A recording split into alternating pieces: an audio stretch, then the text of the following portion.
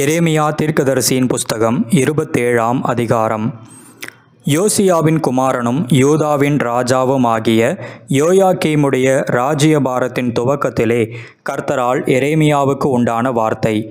கர்த்தர் என்னை நோக்கி, நீ உனக்கு கயிறுகளையும் நுகங்களையும் உண்டு பண்ணி அவைகளை உன் கழுத்திலே பூட்டி கொண்டு அவைகளை எருசலேமுக்கு சிதேக்கியா ராஜாவினிடத்தில் வரும் ஸ்தானாபதிகள் கையிலே ஏதோமின் ராஜாவுக்கும் மோவாபின் ராஜாவுக்கும் அம்மோன் புத்திரரின் ராஜாவுக்கும் தீருவின் ராஜாவுக்கும் சீதோனின் ராஜாவுக்கும் அனுப்பி அவர்கள் தங்கள் எஜமான்களுக்கு சொல்லும்படி கற்பிக்க வேண்டுமென்று இஸ்ரவேலின் தேவனாகிய சேனைகளின் கர்த்தர் உரைக்கிறது என்னவென்றால், நான் பூமியையும் மனுஷனையும் பூமியின் மேலுள்ள மிருக ஜீவன்களையும் என் மகா பலத்தினாலும் ஓங்கிய என் புயத்தினாலும் உண்டாக்கினேன். எனக்கு இஷ்டமானவனுக்கு அதை கொடுக்கிறேன். இப்பொழுதும் நான் இந்த தேசங்களையெல்லாம் என் ஊழியக்காரனாகிய நேபுகாத் நேச்சார் என்கிற பாபிலோன் ராஜாவின் கையிலே கொடுத்தேன். அவனுக்கு ஊழியம் செய்யும்படி வெளியின் மிருக ஜீவன்களையும் கொடுத்தேன். அவனுடைய தேசத்துக்கு காலம் வருகிற வரையில் சகல ஜாதிகளும் அவனையும் அவனுடைய புத்திர பௌத்திரரையும் சேவிப்பார்கள். அதன் பின்பு அநேகம் ஜாதிகளும் பெரிய ராஜாக்களும் அவனை அடிமை கொள்வார்கள். எந்த ஜாதியாவது எந்த ராஜ்யமாவது பாபிலோன் ராஜாவாகிய நேபுகாத் நேச்சார் என்பவனை சேவியாமலும் தன் கழுத்தை பாபிலோன் ராஜாவின் நுகத்துக்கு கீழ்ப்படுத்தாமலும் போனால் அந்த ஜாதியை நான் அவன் கையாலே நிர்மூலமாக்கும் அளவும் பட்டயத்தாலும் பஞ்சத்தாலும் கொள்ளை நோயாலும் தண்டிப்பேன் என்று கர்த்தர் சொல்லுகிறார்.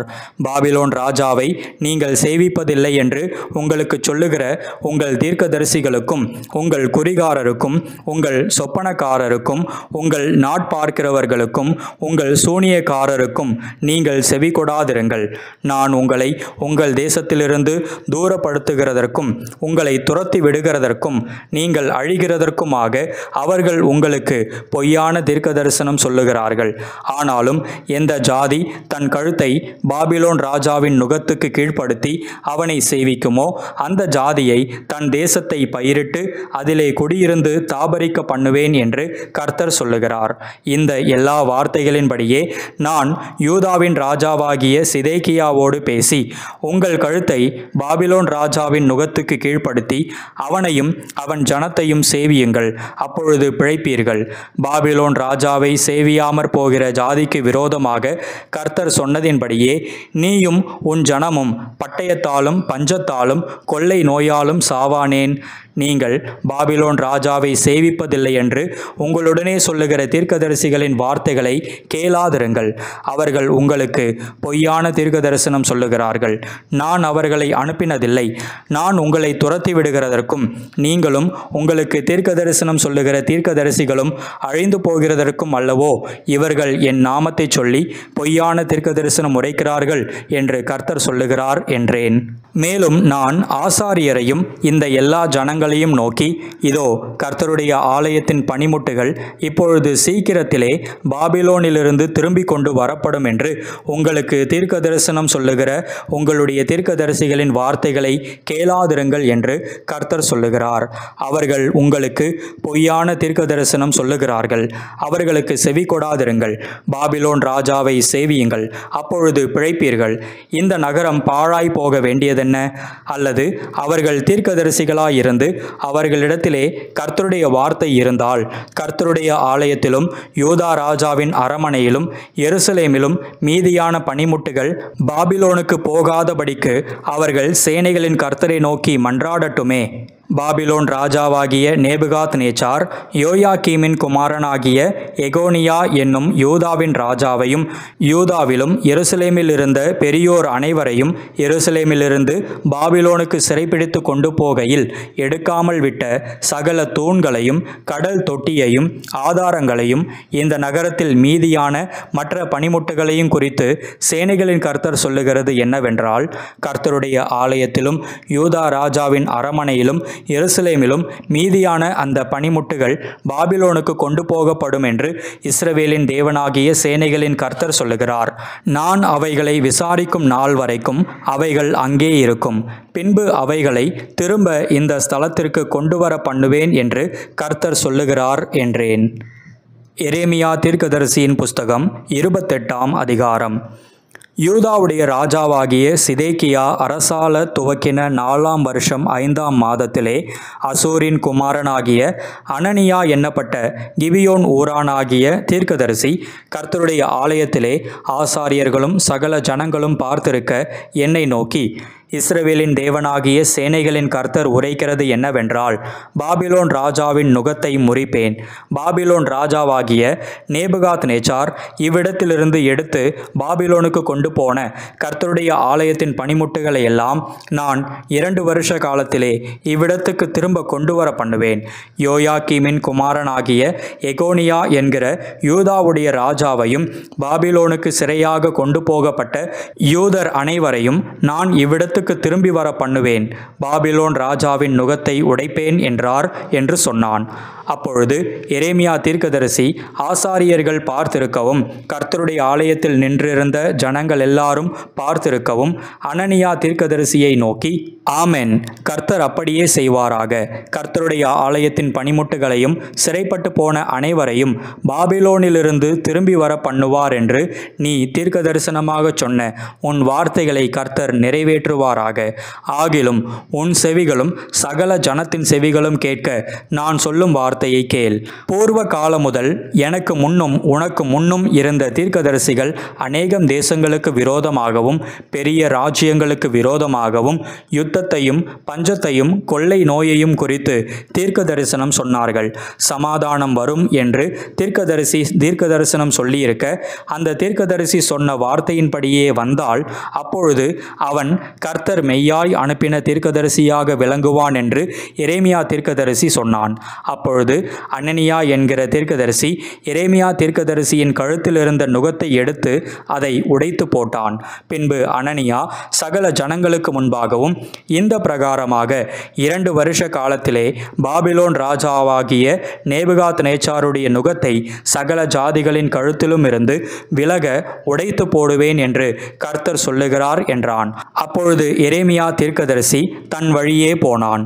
அனனியா என்கிற தீர்க்கதரிசி எரேமியா தீர்க்கதரிசியின் கழுத்தில் இருந்த நுகத்தை உடைத்து போட்ட பிற்பாடு கர்த்தருடைய வார்த்தை எரேமியாவுக்கு உண்டாகி அவர், நீ போய் அனனியாவை நோக்கி, நீ மர நுகத்தை உடைத்தாய், அதற்கு பதிலாக இருப்பு நுகத்தை உண்டு பண்ணு என்று கர்த்தர் சொன்னார். பாபிலோன் ராஜாவாகிய நேபுகாத்நேச்சாரை சேவிக்கும்படிக்கு இருப்பு நுகத்தை இந்த எல்லா ஜாதிகளுடைய கழுத்தின் மேலும் போட்டேன். அவர்கள் அவனை சேவிப்பார்கள். வெளியின் மிருக ஜீவன்களையும் அவனுக்கு ஒப்பு கொடுத்தேன் என்று இஸ்ரவேலின் தேவனாகிய சேனைகளின் கர்த்தர் உரைக்கிறார் என்று சொல் என்றார். பின்பு எரேமியா தீர்க்கதரிசி அனனியா என்கிற தீர்க்கதரிசியை நோக்கி, இப்போதும் அனனியாவே கேள், கர்த்தர் உன்னை அனுப்பினதில்லை, நீயோ இந்த ஜனத்தை பொய்யை நம்பும்படி செய்தாய். ஆகையால் இதோ உன்னை பூமியின் மேல் இராதபடிக்கு அகற்றி விடுவேன். இந்த வருஷத்திலே நீ சாவாய் என்று கர்த்தர் சொல்லுகிறார். கர்த்தருக்கு விரோதமாய் கலகம் உண்டாக பேசினாயே என்றான். அப்படியே அனனியா என்கிற தீர்க்கதரிசி அவ்வருஷத்திலே தானே 7ஆம் மாதத்தில் செத்து போனான். எரேமியா தீர்க்கதரிசியின் புஸ்தகம் 29ஆம் அதிகாரம். எகோனியா என்னும் ராஜாவும் ராஜஸ்திரீயும் பிரதானிகளும் யூதாவிலும் எருசலேமிலும் உள்ள பிரபுக்களும் தச்சரும் கொல்லரும் எருசலேமை விட்டு புறப்பட்டு போன பிற்பாடு எரேமியா தீர்க்கதரிசி சிறைப்பட்டு போன மூப்பர்களில் மீதியானவர்களுக்கும் ஆசாரியர்களுக்கும் தீர்க்கதரிசிகளுக்கும் நேபுகாத்நேச்சார் சிறைப்படுத்தி எருசலேமிலிருந்து பாபிலோனுக்கு கொண்டு போன சகல ஜனங்களுக்கும் எழுதி, யூதாவின் ராஜாவாகிய சிதேக்கியா பாபிலோன் ராஜாவாகிய நேபுகாத்நேச்சாரிடத்தில் கொடுக்கும்படி சாப்பானின் குமாரனாகிய எலெயாசாரின் கையிலும் இல்கியாவின் குமாரனாகிய கெமரியாவின் கையிலும் கொடுத்து எருசலேமிலிருந்து பாபிலோனுக்கு அனுப்பின நிருபத்தின் விவரம். இஸ்ரவேலின் தேவனாகிய சேனைகளின் கர்த்தர் தாம் எருசலேமிலிருந்து பாபிலோனுக்கு சிறைப்பட்டு போக பண்ணின அனைவருக்கும் அறிவிக்கிறது என்னவென்றால், நீங்கள் வீடுகளை கட்டி குடியிருந்து தோட்டங்களை நாட்டி அவைகளின் கனியை சாப்பிடுங்கள். நீங்கள் பெண்களை விவாகம் பண்ணி குமாரரையும் குமாரத்திகளையும் பெற்று உங்கள் குமாரருக்கு பெண்களை கொண்டு உங்கள் குமாரத்திகளை புருஷருக்கும் கொடுங்கள். இவர்களும் குமாரரையும் குமாரத்திகளையும் பெறட்டும். நீங்கள் அங்கே குறுகாமல் பெருகி நான் உங்களை சிறைப்பட்டு போக பண்ணின பட்டணத்தின் சமாதானத்தை தேடி அதற்காக கர்த்தரை விண்ணப்பம் பண்ணுங்கள். அதற்கு சமாதானம் இருக்கையில் உங்களுக்கும் சமாதானம் இருக்கும். மேலும் உங்கள் நடுவில் இருக்கிற உங்கள் தீர்க்கதரிசிகளும் உங்கள் குறிகாரரும் உங்களை மோசம் போக்க ஒட்டாதிருங்கள். சொப்பனம் காணப்பண்ணுகிற உங்கள் சொப்பனக்காரருக்கு செவி கொடாமலும் இருங்கள் என்று இஸ்ரவேலின் தேவனாகிய சேனைகளின் கர்த்தர் சொல்லுகிறார். அவர்கள் என் நாமத்தை சொல்லி உங்களுக்கு பொய்யான தீர்க்க தரிசனம் உரைக்கிறார்கள். நான் அவர்களை அனுப்பினதில்லை என்று கர்த்தர் சொல்லுகிறார். பாபிலோனிலே 70 வருஷம் நிறைவேறின பின்பு நான் உங்களை சந்தித்து உங்களை இவ்விடத்துக்கு திரும்பி வர பண்ணும்படிக்கு உங்கள் மேல் என் நல்வார்த்தையை நிறைவேற பண்ணுவேன் என்று கர்த்தர் சொல்லுகிறார். நீங்கள் எதிர்பார்த்திருக்கும் முடிவை உங்களுக்கு கொடுக்கும்படிக்கு நான் உங்கள் பேரில் நினைத்திருக்கிற நினைவுகளை அறிவேன் என்று கர்த்தர் சொல்லுகிறார். அவைகள் தீமைக்கல்ல, சமாதானத்துக்கு ஏதுவான நினைவுகளே. அப்பொழுது நீங்கள் கூடி வந்து என்னை தொழுது கொண்டு என்னை நோக்கி விண்ணப்பம் பண்ணுவீர்கள். நான் உங்களுக்கு செவி கொடுப்பேன். உங்கள் முழு இருதயத்தோடும் என்னை தேடினீர்களானால் என்னை தேடுகையில் கண்டுபிடிப்பீர்கள். நான் உங்களுக்கு காணப்படுவேன் என்று கர்த்தர் சொல்லுகிறார். நான் உங்கள் சிறையிருப்பை திருப்பி நான் உங்களை துரத்திவிட்ட எல்லா ஜாதிகளிலும் எல்லா இடங்களிலும் இருந்து உங்களை சேர்த்து நான் உங்களை விலக்கியிருந்த ஸ்தலத்துக்கே உங்களை திரும்பி வர பண்ணுவேன் என்று கர்த்தர் சொல்லுகிறார். கர்த்தர் எங்களுக்கு பாபிலோனிலும் தீர்க்கதரிசிகளை எழுப்பினார் என்று சொல்லுகிறீர்கள்.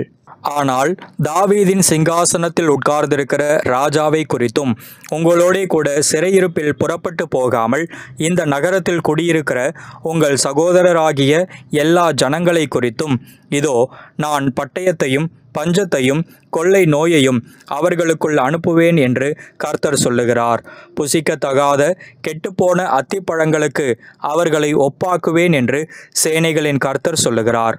அவர்கள் என் வார்த்தைகளை கேளாமற் போனபடியால் நான் அவர்களை பட்டயத்தாலும் பஞ்சத்தாலும் கொள்ளை நோயாலும் பின்தொடர்ந்து அவர்களை பூமியிலுள்ள எல்லா ராஜ்யங்களிலும் அலைந்து திரிகிறவர்களாகவும் நான் அவர்களை துரத்துகிற எல்லா ஜாதிகளிடத்திலும் சாபமாகவும் பாழாகவும் ஈசலிடுதலுக்கிடமாகவும் நிந்தையாகவும் வைப்பேன் என்று கர்த்தர் சொல்லுகிறார்.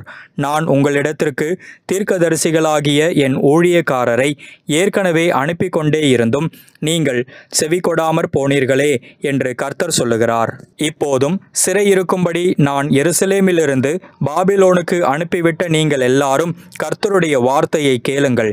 என் நாமத்தை சொல்லி உங்களுக்கு பொய்யான தீர்க்க தரிசனம் உரைக்கிற கொலாயாவின் குமாரனாகிய ஆகாபையும் மாசையாவின் குமாரனாகிய சிதேக்கியாவையும் குறித்து இதோ நான் அவர்களை பாபிலோன் ராஜாவாகிய நேபுகாத் நேச்சாரின் கையிலே ஒப்பு கொடுக்கிறேன். அவன் அவர்களை உங்கள் கண்களுக்கு முன்பாக கொன்று போடுவான். பாபிலோன் ராஜா அக்கினியினால் சுட்டு போட்ட சிதேக்கியாவுக்கும் ஆகாபுக்கும் கர்த்தர் உன்னை சமானமாக்க கடவர் என்று அவர்களை குறித்து ஒரு சாப வார்த்தை பாபிலோனிலே சிறையிருக்கிற யூதா அனைவருக்குள்ளும் வழங்கும் என்று இஸ்ரவேலின் தேவனாகிய சேனைகளின் கர்த்தர் சொல்லுகிறார். அவர்கள் இஸ்ரவேலிலே மதிகெட்ட காரியத்தை செய்து தங்கள் அயலாருடைய பெண்ஜாதிகளோடே விபச்சாரம் பண்ணி நான் அவர்களுக்கு கற்பியாத பொய்யான வார்த்தையை என் நாமத்தை சொல்லி உரைத்தார்கள். நான் அதை அறிவேன். அதற்கு நானே சாட்சி என்று கர்த்தர் சொல்லுகிறார் என்று எழுதினான்.